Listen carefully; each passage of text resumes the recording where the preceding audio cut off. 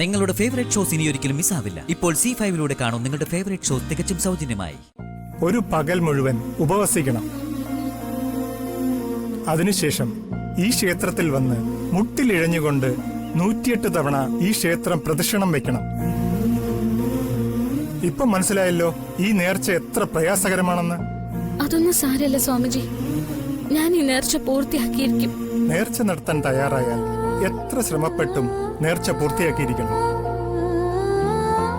ഇല്ലെങ്കിൽ കൊടിയ ശാപത്തിന് ഇരയാകേണ്ടി വരും. അത് ഓർമ്മ വേണം. ചിലപ്പോ ശാപത്തിന്റെ ഫലമായി പ്രാണൻ പോലും നഷ്ടപ്പെട്ടെന്ന് വരാം. എന്റെ ഭർത്താവിന് വേണ്ടി ഞാനത് തീർച്ചയായും ചെയ്തിരിക്കും. ദേവി മഹാമായാണ് സത്യം.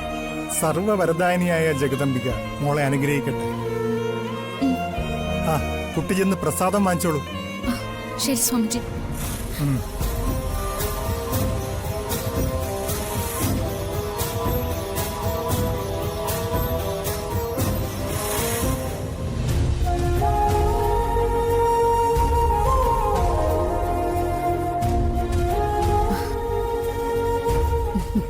മാഡം പ്രസാദം.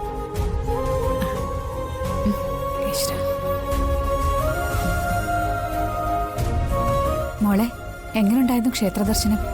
ക്ഷേത്രത്തിൽ തിരക്കുണ്ടായിരുന്നോ? അധികം തിരക്കൊന്നും ഇല്ലായിരുന്നു മാഡം.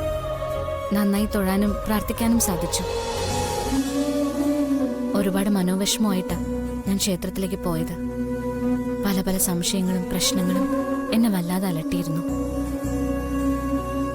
അതിനെല്ലാം ഒരു ഉത്തരം കാണാനാകാതെ, പരിഹാര മാർഗം കാണാനാകാതെ ഞാൻ പ്രയാസപ്പെടുകയായിരുന്നു.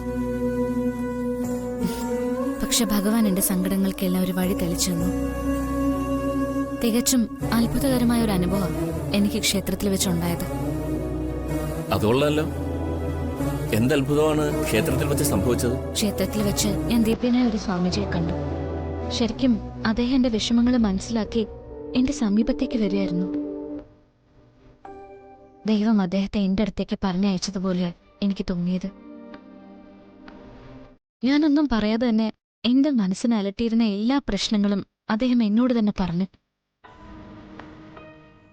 അത് കേട്ടാ ഞാൻ അത്ഭുതപ്പെട്ടു പോയത്.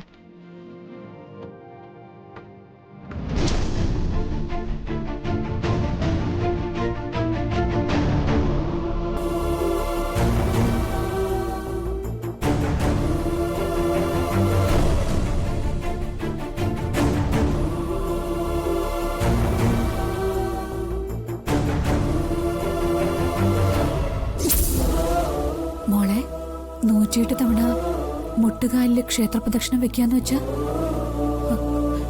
കഠിനമായ നേർച്ചയത്. ഈ നേർച്ച നീ നടത്താൻ പോവുകയാണോ? തീർച്ചയായും. എന്റെ കുട്ടന് വേണ്ടി ഞാൻ ഈ നേർച്ച നടത്തിയിരിക്കും. ഈ നേർച്ച കഠിനമാണെന്നും പാതിയിൽ വെച്ച് നേർച്ച മുടക്കിയാൽ കടുത്ത ശാപം കിട്ടുമെന്നും സ്വാമിജി എന്നോട് പറഞ്ഞിരുന്നു. പ്രയാസമുള്ള നേർച്ചയാണെന്ന് എനിക്കും ബോധ്യമുണ്ട്.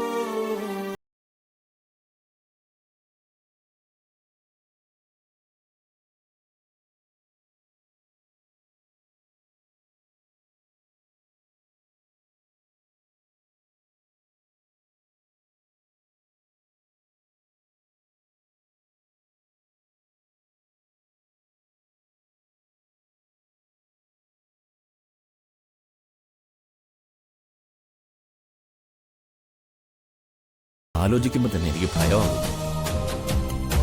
മഹേട്ടനെ പോലെ തന്നെ എനിക്കും പേടിയുണ്ട് മോളെ. ഇത് വേണോ? സ്വാമിജിയോട് പറഞ്ഞത് തന്നെയാ എനിക്ക് നിങ്ങളോടും പറയാനുള്ളത്. കുട്ടനെ സുഖപ്പെടുത്താൻ വേണ്ടി എന്ത് അപകടവും ഞാൻ നേരിടും. എത്ര വേദനയും ഞാൻ സഹിക്കും. അതൊന്നും എനിക്ക് പ്രശ്നമേ അല്ല. കുട്ടനെ സുഖപ്പെടുത്തി തരാമെന്നൊരു വാക്ക് ഞാൻ മാഡത്തിന് നൽകിയിരുന്നു. എനിക്ക് ആ വാക്ക് പാലിക്കണം. പാലിച്ചേ തീരൂ. അതിനുവേണ്ടി ഞാൻ ഈ നേർച്ച സന്തോഷത്തോടെ നടത്തിയിരിക്കും. മാഡവും സാറും സമാധാനമായിട്ടിരിക്കും. ദേവി എന്നെ കൈവിടില്ല. ഡൗൺലോഡ് ചെയ്യൂ C5 ആപ്പ്. കാണൂ എല്ലാ എപ്പിസോഡുകളും സൗജന്യമായി.